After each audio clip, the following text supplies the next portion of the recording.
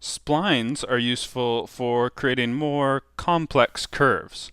So, for example, on this guitar body here, we can see that the shape of this specific face of my guitar here is a fairly complicated shape and doesn't look like it was created with just normal arcs, lines, or circles. So how this was created was by a sketch, something like this. And we can see on the one side we have a fairly complicated curve here, and that was created by using splines. So let's take a look at how we can create a spline. So sketching out a spline is really quite nice and simple. I can just sketch out like I would a regular line here.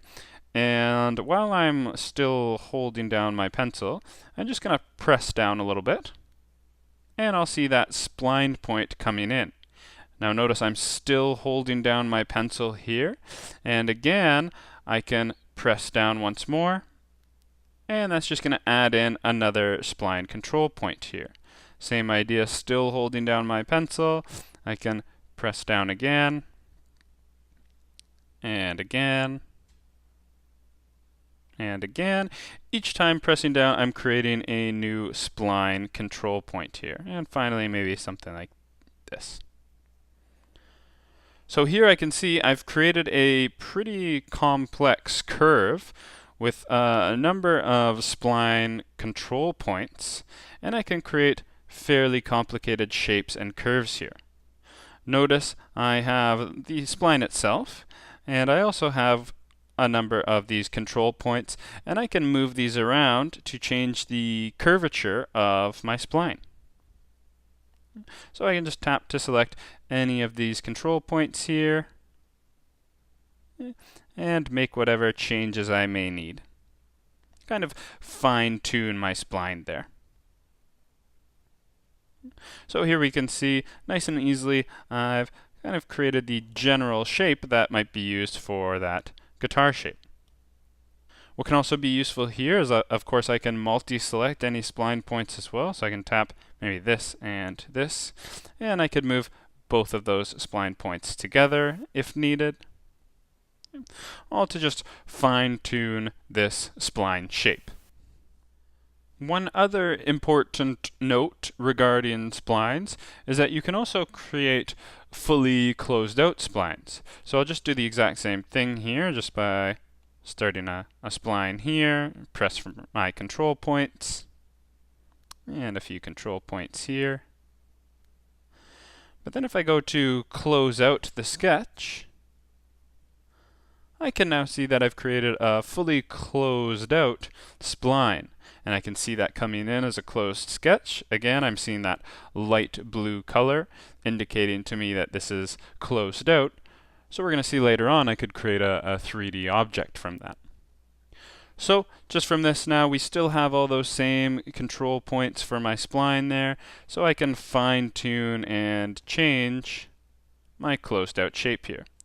So I can really create some complex shapes and complex curves using the spline tools. It's important to note that in Shapr3D we have two different methods for creating splines. So if I just tap in my bottom right hand corner icon there for my settings and options there, I can see I have two options for spline point. So I have control point splines, and that's what we just ran through. And I also have fit point splines. So if I switch over to fit point splines, it works in a very similar manner. So I would just draw it out in the exact same way.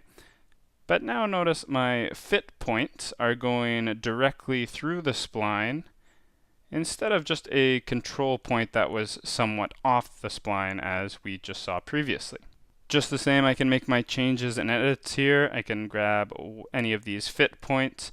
Notice the fit points have some additional controls as well, and I can tap to select these additional control points and change the angles or shapes of my spline even further.